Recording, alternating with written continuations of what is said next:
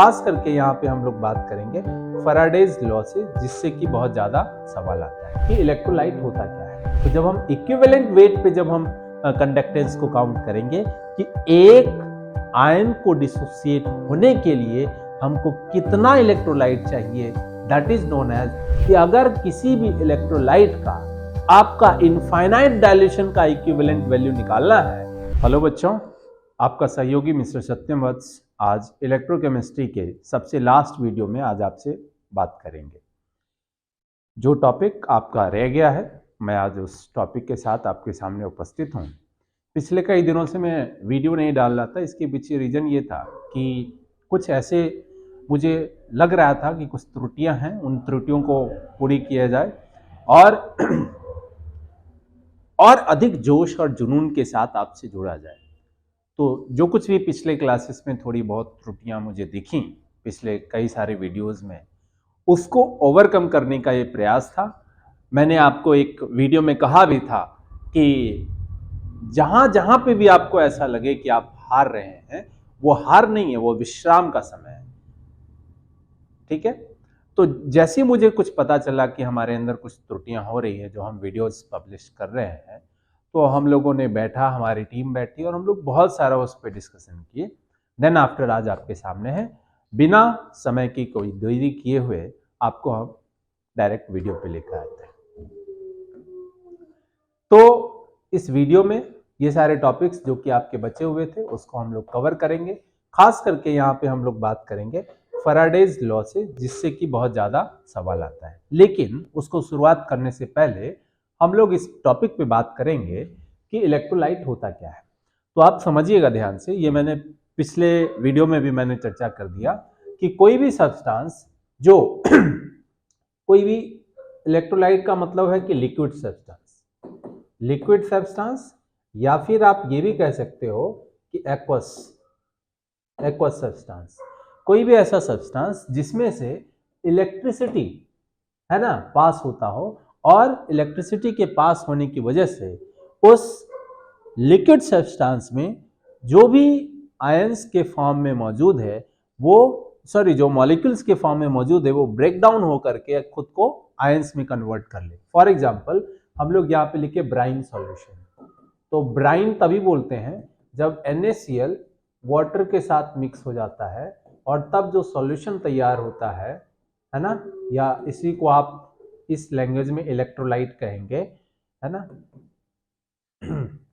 तो उसको आप क्या कहेंगे? इलेक्ट्रोलाइट, ब्राइन सॉल्यूशन को। क्यों? क्योंकि इसमें NaCl और H2 है। अब देखिए NaCl भी Na+ और Cl- में टूटेगा, और वाटर आप लोग बहुत कंफ्यूजन करते लिखते हैं H2+ O2। नहीं, वाटर किस में ब्रेक डाउन होता है? H+ and OH-।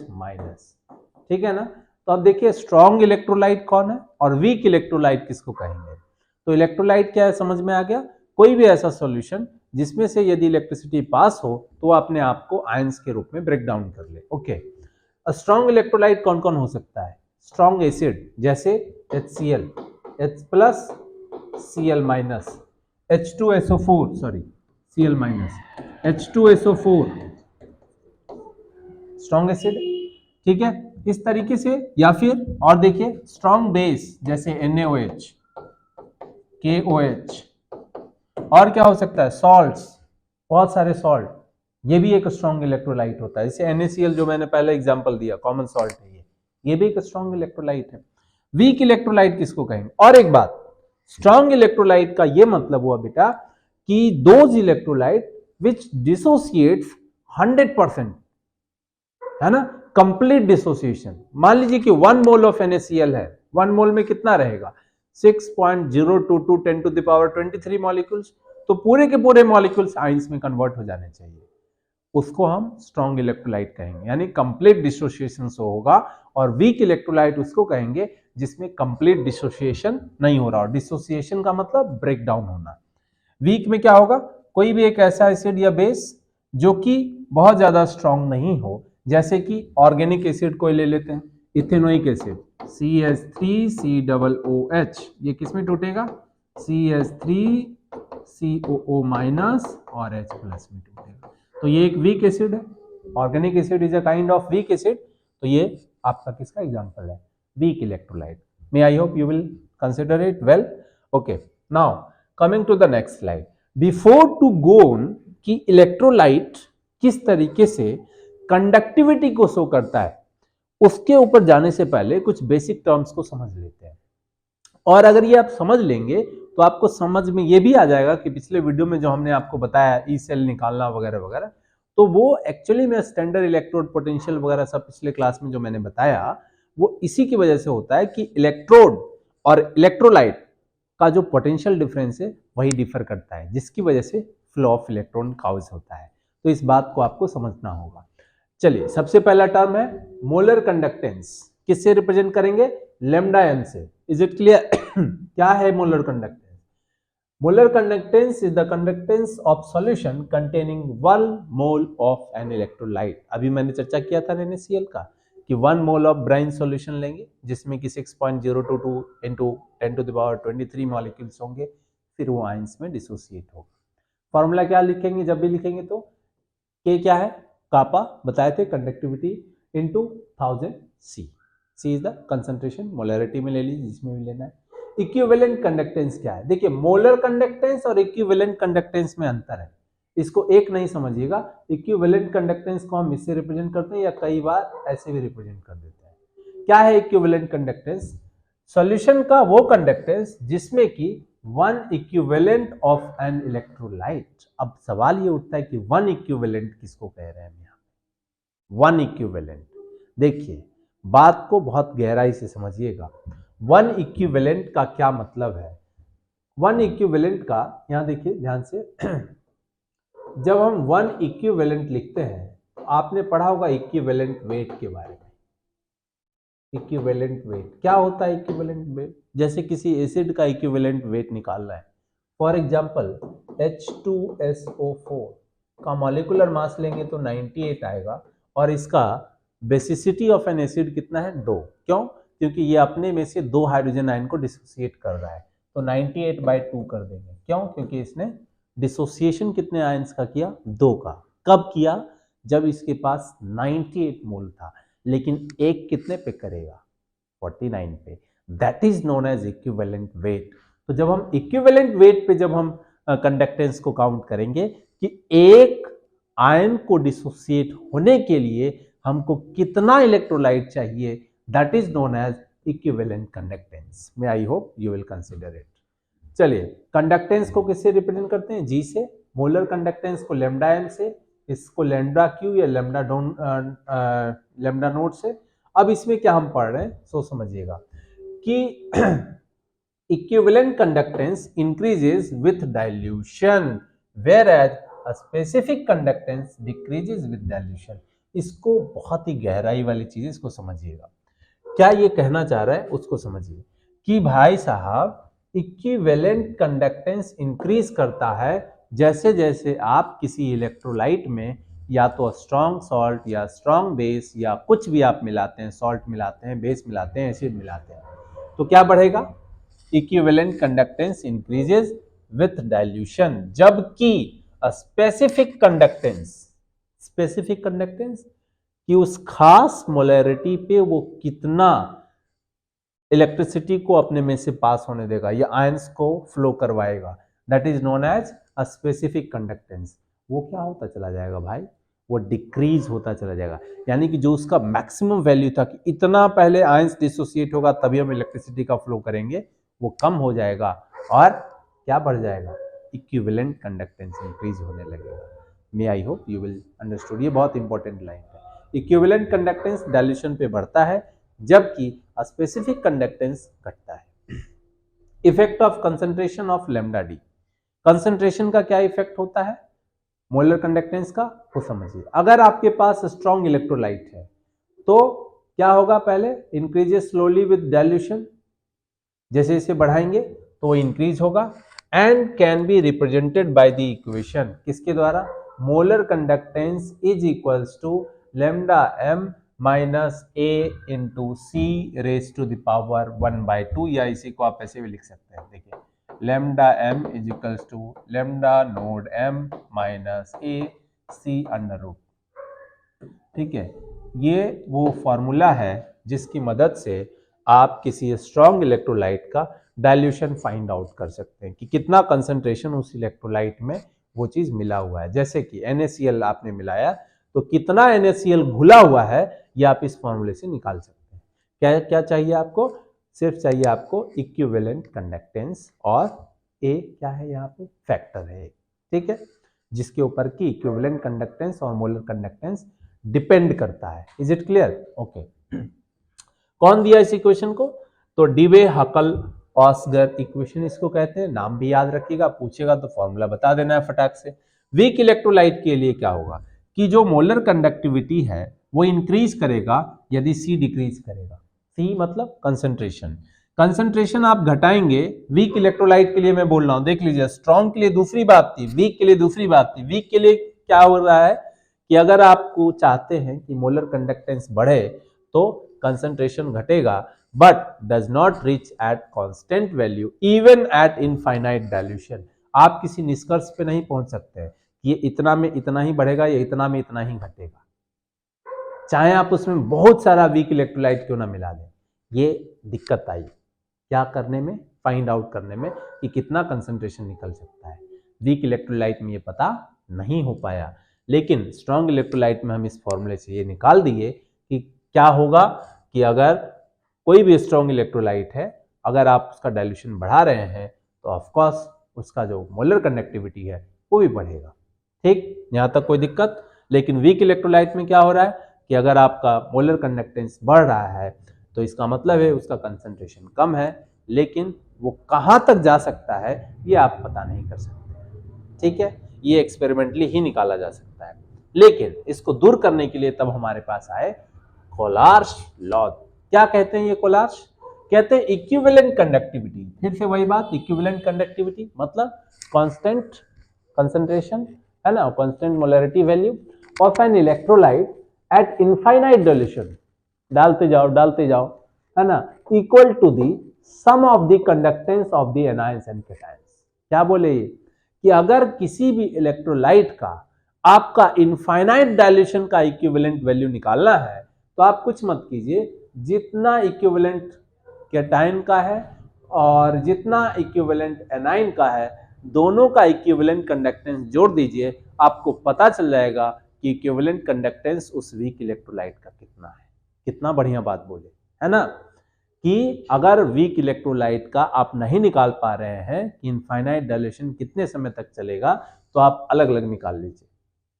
सोडियम का अलग इक्विवेलेंट कंडक्टेंस, क्लोरीन का अलग, और दोनों को जोड़ दीजिए, वही total equivalent conductance of that weak electrolyte at infinite dilution. Okay, इससे हम क्या क्या निकाल पाए, यहां ग्राफ देख लीजिए, √C है ना, क्या देख रहे हैं जरा देखिए, 3 ग्राफ आपको दिख रहा है। एक यहाँ पे ये देखिए, ये वैल्यू दिया हुआ है 150 पे गया है ग्राफ इस तरीके से। एक ग्राफ देखिए नीचे आ रहा है ग्रीन वाला, और एक ग्राफ एकदम से 0.2 कंसंट्रेशन पे। क्या क्या आपको मिला सो देखिए, आप क्या देख रहे हैं कि अलग अलग आयंस पे आप देख रहे हैं कि दोनों को जोड़ने के बाद जो हाईएस्ट इक्विवेलेंट निकला वो दोनों को सम होने के बाद आया। तो इसीलिए आप यहां से ये समझ सकते हैं इस ग्राफ से कि अगर आपको इनफाइनाइट डाइल्यूशन फाइंड आउट करना है तो आपको कैटायन और एनायन दोनों का अलग अलग निकाल कर चलना पड़ेगा, तब आकर के आप इस कंक्लूजन पे पहुंचेंगे कि कितना कंसंट्रेशन पे हाईएस्ट कितना इक्विवेलेंट कंडक्टेंस जा सकता है। Is it clear? कोई दिक्कत? ओके। और इसी में आप क्या क्या निकाल सकते हैं इस तरीके से, मोलर कंडक्टेंस किसी वीक इलेक्ट्रोलाइट का इनफाइनाइट डाइल्यूशन के ऊपर, और क्या निकाल सकते हैं, आप निकाल सकते हैं डिसोसिएशन कांस्टेंट। ये बहुत बड़ा चीज है। क्या है डिसोसिएशन कांस्टेंट? देख लीजिए, C is the concentration, alpha square is what? Alpha square is their dissociating value, sorry, yeah, upon 1 minus alpha। ठीक है, 1 मोल है तो कितना डिसोसिएट हुआ, कितना बचा, वो माइनस करके हम नीचे रख लेते हैं।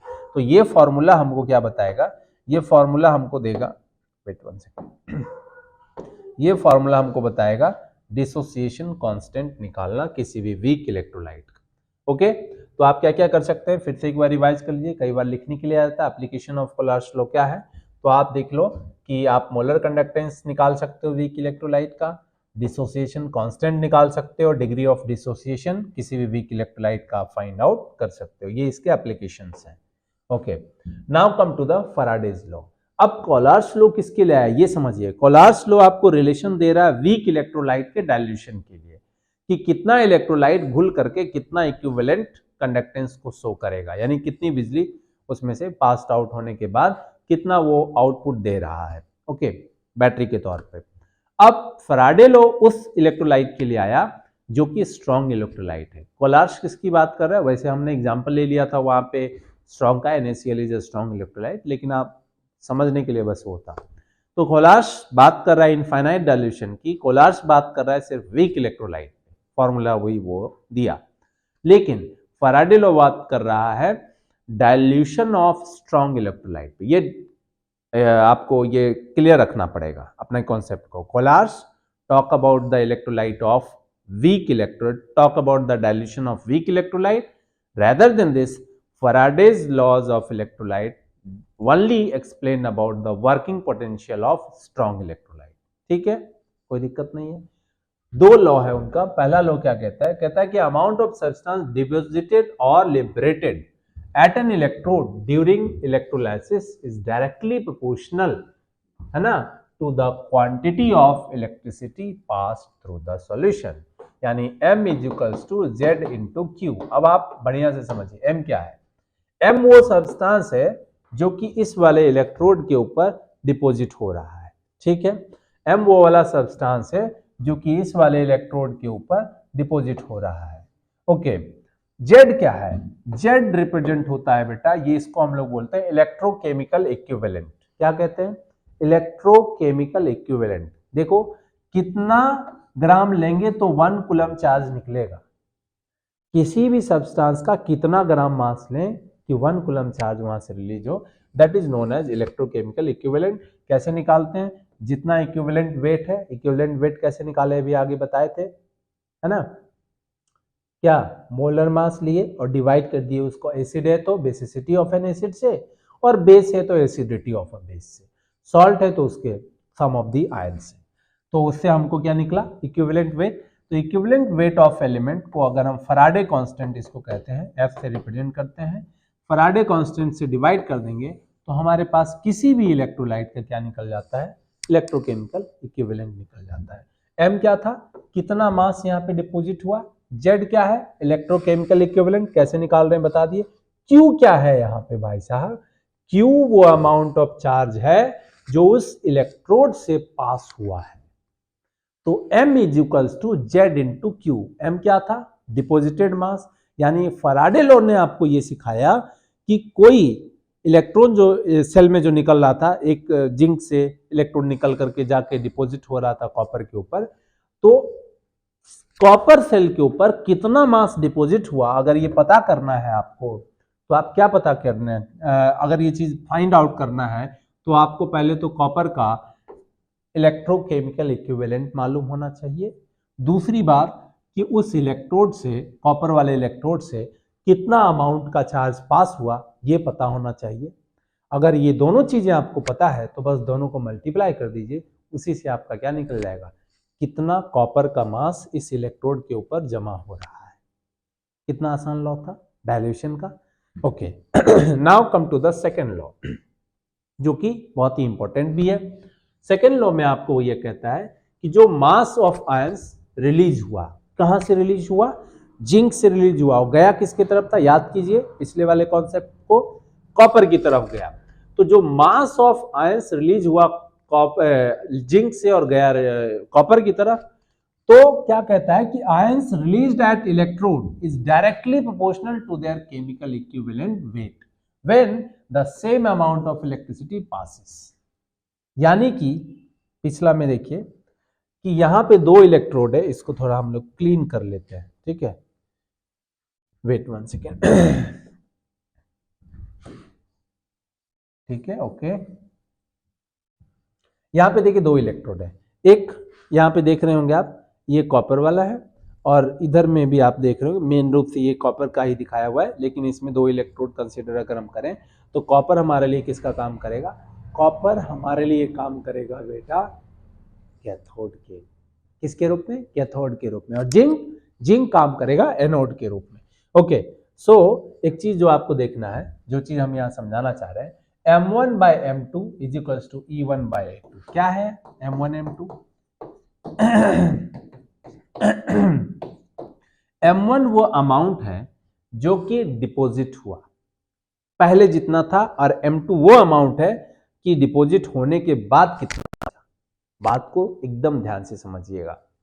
M1 वो वाला अमाउंट है, जैसे हम मान लो कि छोड़ो हटाओ सिल्वर और कॉपर ले लिए हैं, ठीक, कोई दिक्कत नहीं है। अब इलेक्ट्रॉन किसके से किसके तरफ जाएगा? कॉपर वाले इलेक्ट्रोड से सिल्वर की तरफ जाएगा कि सिल्वर का इलेक्ट्रॉन निकल करके कॉपर की तरफ जाएगा?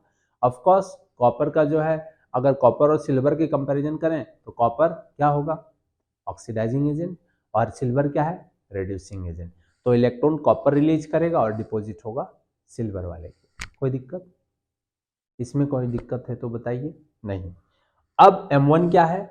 M1 वो वाला इलेक्ट्रोड है जब हम एकदम फ्रेशली इलेक्ट्रोड को साफ करके उसमें डाले थे, ठीक है, कॉपर वाले इलेक्ट्रोड को, और कितना कॉपर का अमाउंट निकल करके सिल्वर पे डिपॉजिट हुआ, इसको फाइंड आउट करके वापस उस इलेक्ट्रोड को निकालेंगे और उसका ग्राम मेजर करेंगे कि कितना इलेक्ट्रोकेमिकल वेट इसका लॉस हुआ, ठीक। इसी दोनों का रेशियो इक्वल होगा जितना उसमें से इलेक्ट्रिसिटी पास हुआ पहले और अभी। कितनी अच्छी बात है, सेकेंड लॉ को समझिएगा। यानी M1 कॉपर के इलेक्ट्रोड का पहले वाला वेट था जब उसमें से इलेक्ट्रॉन रिलीज नहीं हो रहा था, और M2 वो वाला वेट है कॉपर का जब कॉपर का कुछ अमाउंट रिलीज होकर के सिल्वर के ऊपर डिपॉजिट हो गया। वही कह रहा है कि mass of ions released at electrode is directly proportional to their chemical equivalent, यानी कि जितना मास है is directly proportional to E. Simple सा बात। इक्विवेलेंट वेट अभी आगे हमने बताया भी था पिछले स्लाइड पे। When the same amount of electricity passes through different electrolytes, silver है तो सिल्वर नाइट्रेट में डाल देंगे, इसको मर्ज कर देंगे। कॉपर का इलेक्ट्रोड है तो इसको कॉपर नाइट्रेट में डाल दिए। अब भाई साहब इस दोनों में से इलेक्ट्रिसिटी सेम पास हो रही है, लेकिन ये कितना इसके ऊपर डिपॉजिट हो रहा है ये रेशियो बता देगा। कितना बढ़िया लॉ है। इससे आप देखिए क्या क्या चीज पता कर सकते हैं। इससे आप पहले तो ये फॉर्मूला शायद आपको दिख रहा होगा कि नहीं, मैं यहीं पे बता देता हूं आपको। W इजिकल्स टू हमने लिखा Z इंटू क्यू, क्यों लिखा है आपको मालूम है। पिछला वाला चीज को रिवाइज कर लीजिए कि W equals to Z into Q. देखिए यहाँ पे M हम यहाँ पे रिप्रेजेंट किए हैं, M को ही हम इस स्लाइड पे W ले रहे हैं, M ले लीजिए, W लीजिए, उससे कोई दिक्कत नहीं है। अच्छा, और यहाँ पे हमने लिखा क्या है, तो Z हमारा क्या है, E बाय F बताया है ना। E बाय एफ क्यों, यहाँ देख लीजिए। E क्या है, इक्विवेलेंट वेट, और F क्या है, फैराडे कांस्टेंट। कोई दिक्कत नहीं, ओके। तो W equals to Z into Q, यानी E by F into Q. F is the Faraday constant, E is the equivalent weight. कोई दिक्कत यहाँ तक है तो बताइए। अब देखिए Q बाय F अगर हम कर दें और इंटू E कर दें तो आसानी से हमारे पास एक नया फॉर्मूला बन जाएगा जो कि हमारे साथ में कंसंट्रेशन को भी एक्सप्लेन कर सकता है। मे आई होप आपको ये वीडियो काफ़ी अच्छा लगेगा कि सर ने तो फैराडे लॉ को इस तरीके से एकदम फाड़ के रख दिया। फैराडे लॉ को एकदम एक एक चीज़ उसका उधेड़ के रख दिया मैंने कि फैराडे का फर्स्ट लॉ क्या कहता है, सेकेंड लॉ क्या कहता है, कौन से इलेक्ट्रोलाइट के लिए वो एप्लीकेबल है, क्या क्या चीज़ आप उससे निकाल सकते हैं, है ना। और वीक इलेक्ट्रोलाइट के लिए आप कॉलर्स लॉ का इस्तेमाल करते हैं। तो मे आई होप आज इस वीडियो का अंत यहीं पे हम लोग करते हैं और नेक्स्ट वीडियो में हम लोग नए चैप्टर के साथ आएंगे। धन्यवाद। आपका सहयोगी मिस्टर सत्यम वत्स।